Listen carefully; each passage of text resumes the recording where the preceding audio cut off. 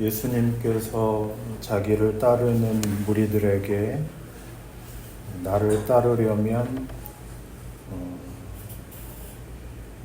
목숨을 걸어야 된다, 이렇게 말씀하시는 대목입니다. 여기에서 목숨을 건다는 것은 치열함이나 지극함의 문제가 아니고 모든 것을 예수의 뜻에 맡겨 예수 그리스도께서 목적하시는 목표와 내용으로 채우는 자가 되라, 그런 뜻입니다.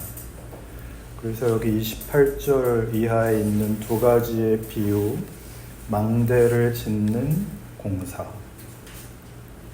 또 다른 나라와 싸움을 하게 되는 전쟁은 둘 다 무슨 뜻으로 하는 얘기인가 하면 준비를 해라. 망대를 세우는 일, 건축이죠. 또 전쟁을 치르는 일이 어떤 비용, 어떤 준비를 요구하는지를 알아야 하는 것처럼 예수를 믿는다면 그에게 우리를 이렇게 맡겨 그의 목표와 약속에 이르기 위하여 감수해야 되는 비용이 있다. 그러니까 헌금들 해라, 그런 뜻일까요? 무슨 뜻일까요? 고린도 후서 4장에 보시면 바로 이 문제를 놓고 성경은 뜻밖의 말씀을 합니다. 고린도 후서 4장 16절 290페이지입니다.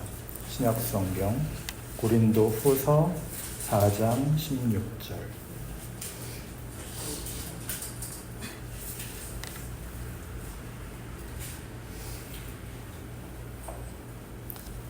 그러므로 우리가 낙심하지 아니하노니 우리의 겉사람은 낡아지나 우리의 속사람은 날로 새로워지도다.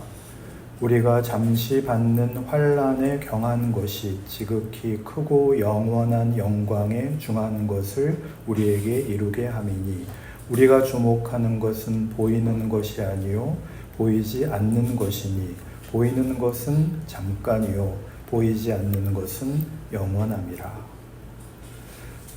예수 믿다가 어려움을 당할 때 위로를 받는 그 성경 말씀입니다. 우리가 바라는 것은 보이는 것이 아니랍니다. 우리는 이 구절로 내세의 보상, 내세의 구원이라는 것을 위안으로 삼곤 합니다.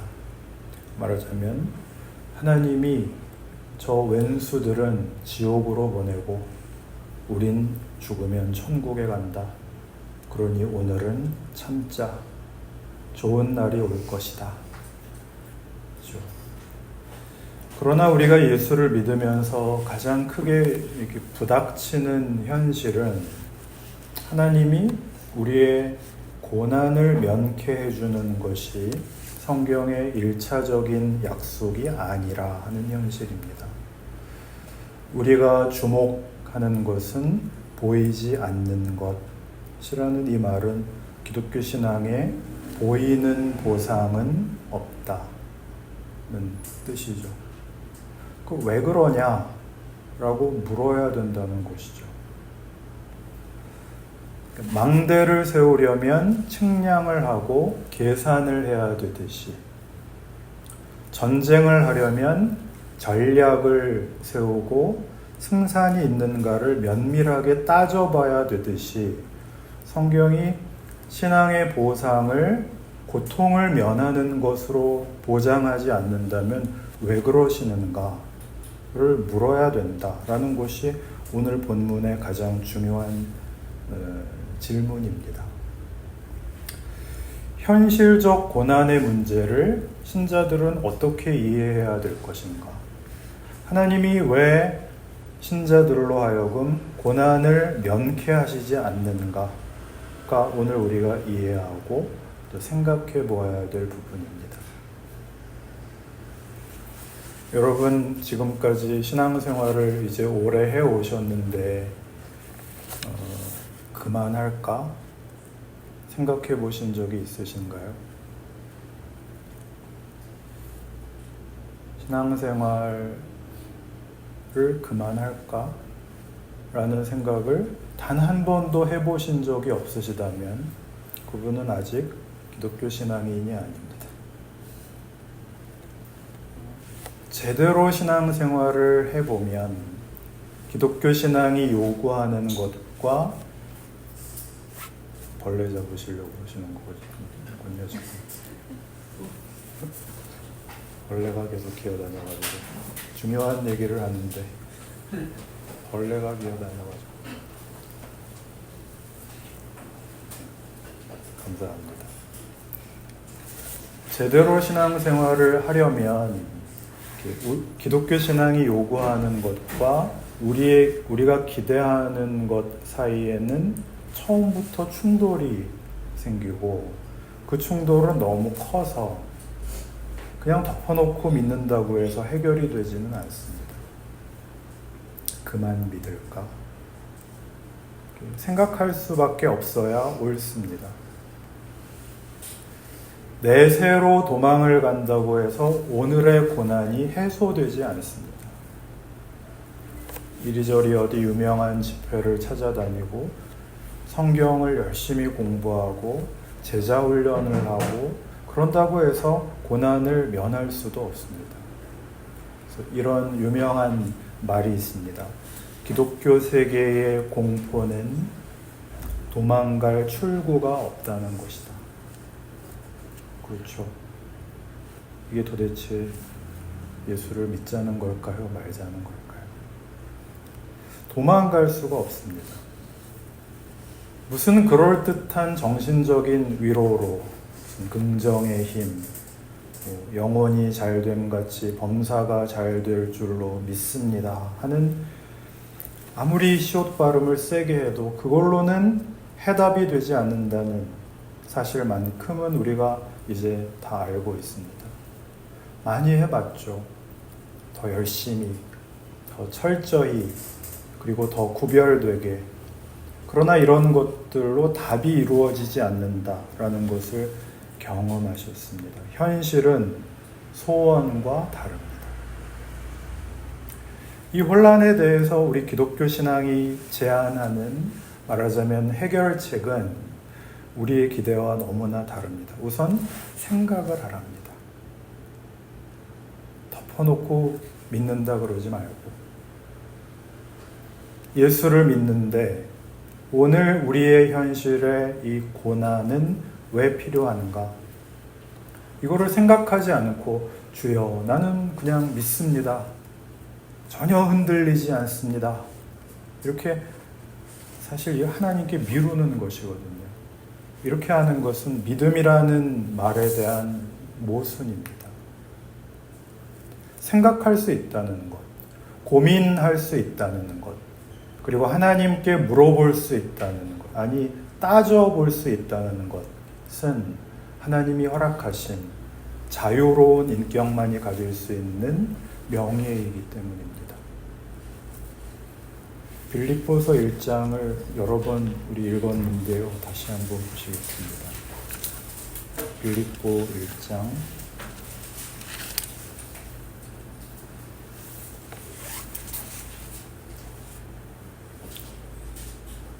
318페이지입니다. 신약성경 빌립보서 1장 20절부터 24절까지를 같이 한번 읽겠습니다. 시작. 나의 간절한 기대와 소망을 따라 아무 일에든지 부끄러워하지 아니하고 지금도 전과 같이 온전히 담대하여 살든지 죽든지 내 몸에서 그리스도가 존귀하게 되게 하려 하나니 이는 내게 사는 것이 그리스도니 죽는 것도 유익함이라. 그러나 만일 육신으로 사는 이것이 내 일의 열매일진데 무엇을 택해야 하는지 나는 알지 못하노라. 내가 그 돌 사이에 끼었으니 차라리 세상을 떠나서 그리스도와 함께 있는 것이 훨씬 더 좋은 일이라. 그렇게 하고 싶으나 내가 육신으로 있는 것이 너희를 위하여 더 유익하리라. 이 편지는 사도 바울이 로마의 옥중에서 빌립보 교회에 보낸 편지입니다.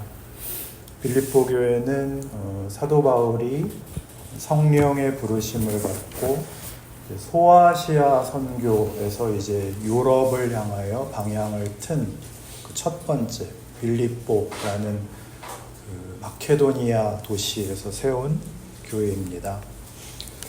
빌립보 교회에 보낸 편지인데 편지를 보내게 된 배경은 자기가 가서 이제 복음을 전하여 예수 믿는 사람들이 생겨나서 교회를 세웠는데 그래 놓고 자기는 감옥에 갇힙니다.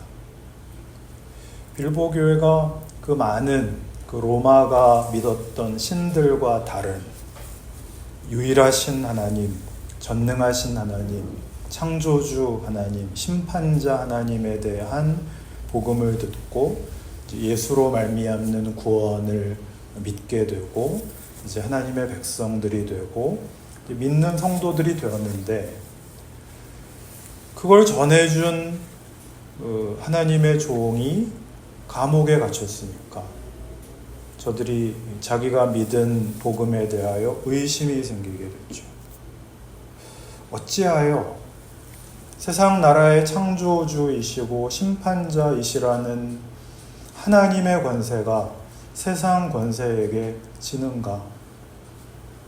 라는 그 의문과 걱정에 대하여 사도 바울이 이제 서신을 쓸 필요를 느끼게 되는 것입니다. 사도 바울 자신의 처지와 빌립보 교회의 처지에 대하여 하나님은 어떤 생각을 가지고 계시는가를 이제 그가 깨우치고 이 편지를 씁니다. 붙잡혀 그 시위대 안에, 그러니까 이때는 로마 군정 아래에 있으니까 말하자면 어떤 병영 감옥에 이제 붙잡혀 있는데 자기가 갇힌 것으로 복음이 손해를 보는 것이 아니라 오히려 복음의 진보가 있더라 라는 것입니다. 자기가 돌아다니면서 더 열정적으로 복음을 전해야 당연히 더 효율적으로 복음이 전파될 것 같은데 붙잡혀서 꼼짝할 수가 없는데 희한하게 이 시위대 안에 복음의 진보가 생기더라 라는 걸 봅니다. 어떻게 복음의 진보가 생겼다는 걸까요? 누가 잡혀오면 그 감옥 안에서 이번에 잡혀온 죄수는 죄목이 뭐냐? 이게 그 안에서 중요한 관심거리인데 바울이 잡혀온 죄목은 애매한 것입니다. 무슨 예수라는 사람을 믿어서 잡혀왔대. 예수가 누구길래 믿는 게 그토록 중죄가 되냐? 우리가 믿는 이 많은 신들은 진짜 신이 아니래. 그게 도대체 뭔 소리야? 이렇게 바울이 직접 하지 않고 전혀 모르는 자들을 통하여 올바른 자세한 설명이 아닌 궁금증을 더 많이 유발하는 증언들을 통하여 더 많은 사람들에게 복음이 뭐냐? 사람이 잡혀오고 죽을 수도 있는 일을 그 교를 믿는데 바칠 수 있을 만한 거냐? 이렇게 되어서 복음의 진보가 있었답니다. 바울이 자신감을 가지게 됩니다. 하나님의 일하심은 우리 생각과 너무나 다르고 높고 깊으시구나. 그래서 빌립보 교회에 걱정하지 마라. 내가 잡힌 것으로 인하여 시위대 안에 복음에 대하여 진보가 있었을 뿐만 아니라 믿는 자들 중에도 담대함이 생겼다. 그래서 이제 나는 여기 20절에 나오는 말을 다시 보시면 나의 간절한 기대와 소망을 따라 아무 일에든지 부끄러워하지 아니하고 지금도 전과 같이 온전히 담대하여. 그러니까 여기 보시면은 부끄러움과 담대함이 왜 한 문장 안에 같이 들어와 있을까요? 이 일은 부끄러워할 수 있는 일이라는 것이죠. 정신을 차리고 생각해 보면 이 일은 부끄러운 일이다. 그래서 담대함이 필요하다. 그런 얘기입니다. 우리가 복음을 전하면 세상 사람들이 보기에도 분명한 어떤 위대함과 어떤 권세가 드러나고 또 우리의 신앙이 가지는 그 정당함과 고귀함이 마땅한 보상을 받는 것으로 이 일이 이루어질 줄 알았는데 반대로 부끄러운 일들처럼 이루어지더라 라는 것이죠. 바울이 그렇죠. 무슨 잡범같이 정치범같이 누명을 쓰고 그 흉악한 도덕적 범죄를 지은 자들과 같이 취급을 당하는 수모와 오해 속에 고통과 고난 속에 잡혀 있게 되었지만 나는 이제 이 모든 것을 겁내지 않는다. 그래서 내가 지금 살게 될지 죽게 될지 모를 형편에 처해 있는데 살든지 죽든지 나에게는 상관이 없다. 진심을 얘기하자면 죽는 게 더 좋다. 왜? 죽으면 예수와 함께 살고 이 모든 고통이 끝날 테니까. 그 23절이죠. 내가 그 둘 사이에 끼었으니 살든지 죽든지 둘 사이에 끼었으니 차라리 세상을 떠나서 그리스도와 함께 있는 것이 훨씬 더 좋은 일이라. 그렇게 하고 싶으나 내가 육신으로 있는 것이 너희를 위하여 더 유익하리라. 나는 죽는 게 더 좋다. 그러나 이렇게 잡혀있는 것 같이 오해받고 지는 것 같은 인생을 연장할 마음이 있다. 내가 이 선택을 기꺼이 하여 오해받는 길을 책임있게 지고 갈 자유로운 내 소원이 있다. 그래서 아마 하나님이 나를 조금 더 살려두실 것 같다. 이렇게 얘기하는 것이죠.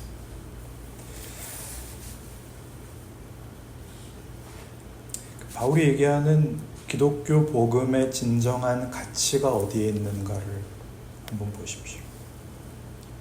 인간이 자기를 위하여 살지 않고 남을 위하여 사는 것으로 자기를 증명하거나 보상을 받는 그것을 더 지나서 기꺼이 오해와 고통 속에 기꺼이 주를 본받아 자신의 인생을 내어주며 기쁨으로 그 길을 자유로운 선택으로 가겠다.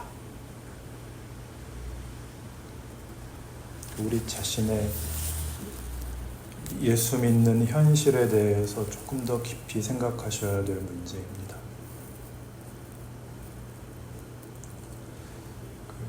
대부분의 종교에서 고난은 신에게 떠넘겨야 되는 것입니다. 신께 나와 치성을 바쳐라. 그러면 그 고통을 피하게 해줄게. 혹은 그 고난의 무게를 덜어줄게. 라는 거죠. 고난의 문제를 책임 있게 이해하고 그 짐을 져라. 라는 것이 기독교입니다. 그리고 그것을 강요하시지 않습니다. 같은 빌립보서 4장 10절 이하에 보시면 이 유명한 말씀이 바로 이런 맥락 속에서 선언됩니다. 10절부터 13절까지를 같이 읽죠. 시작. 내가 주 안에서 크게 기뻐하는 너희가 나를 생각하던 것이 이제 다시 싹이 남이니 너희가 또한 이를 위하여 생각은 하였으나 기회가 없음이니라. 내가 궁핍함으로 말하는 것이 아니니라. 내가 병폐든지 나는 자족하기를 배웠노니 나는 비천에 처할 줄도 알고 풍부에 처할 줄도 알아. 모든 일 곧 배부름과 배고픔과 풍부와 궁핍에도 처할 줄 아는 일체의 비결을 배웠노라. 내게 능력 주시는 자 안에서 내가 모든 것을 할 수 있느니라. 아멘. 여기에서 모든 것은 해결이 아닙니다. 보상은 더더욱 아니죠. 감수하는 것입니다. 감수. 내게 능력 주시는 자, 예수죠. 예수 안에서. 예수가 누구시죠? 예수 안에서라는 말이 갖는 뜻은 뭘까요? 예수는 하나님이 보내신 그 아들이죠. 하나님이 우리를 사랑하시고 구원하시기 위하여 자기의 백성과 자녀를 삼기 위하여 하나님이 예수를 보내신 그 길. 하나님이 기꺼이 우리를 찾아오시기 위하여 당신을 낮추시고 섬기러 오신, 죽음을 감수하신 그 길, 그 복음, 그 하나님의 은혜와 찾아오심이라는 복음과 신앙 안에서 내 인생과 내 존재를 이 길을 따르는 자로 살겠노라. 하나님이 요구하시는 모든 고난의 길을 감수하겠노라. 내가 당하지 못할 일은 없노라 라고 얘기하는 것이죠. 이런 일들을 너무 이렇게 대단한 헌신이나 굉장한 명분이 있는 종교적 희생쯤으로 미화시키시면 안 됩니다. 우리 각자에게 주어지는 매일의 고단함, 아무도 모르는, 몰라주는, 아무도 알아주지 않는, 혼자 겪어야 되는 잡다하고 사소하고 끈질긴 현실의 고통에 대한 얘기입니다.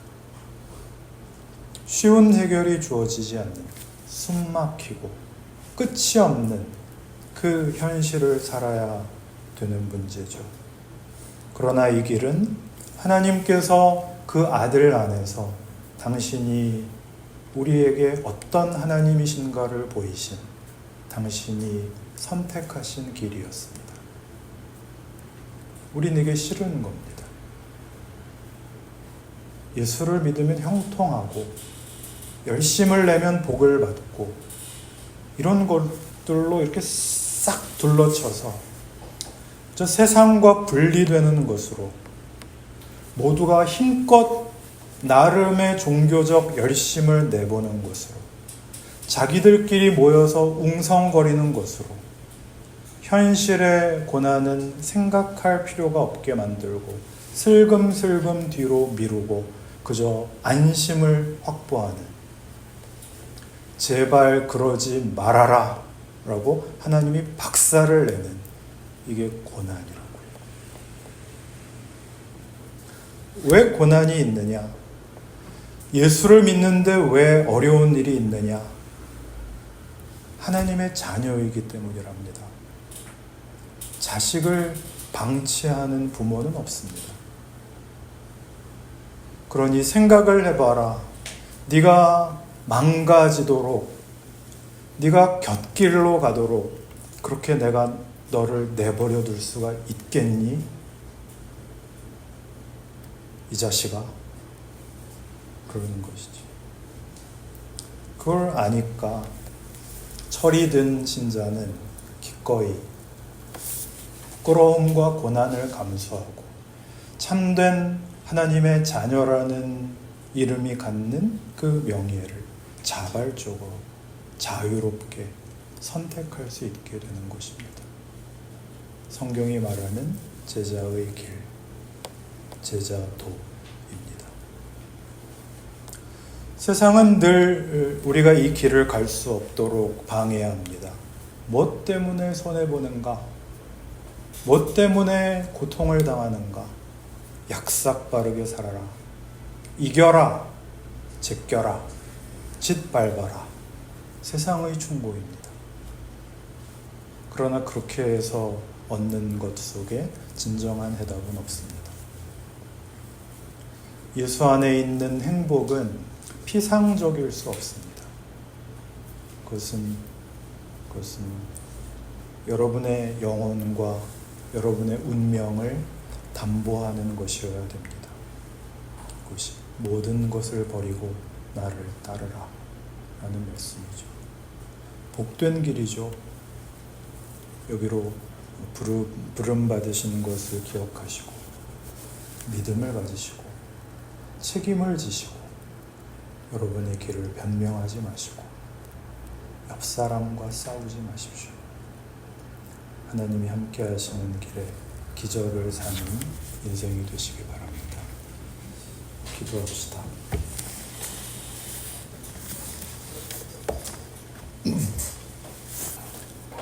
하나님 아버지, 예수를 믿고 사는 인생의 위대함이 무엇인지, 그 명예와 그 자랑이 무엇인지를 말씀으로 확인합니다. 자꾸만 타협하고 자꾸만 속는 우리의 연약한 믿음을 고백합니다. 믿은 지 오래됐는데 해보지는 못하고 있습니다. 우리 하나님, 은혜 위에 은혜를 더하사 믿음이 갖는 이 능력을, 믿음이 가지는 이 명예를 우리의 삶 속에서 누리게 하여 주옵소서. 예수님 이름으로 기도합니다. 아멘.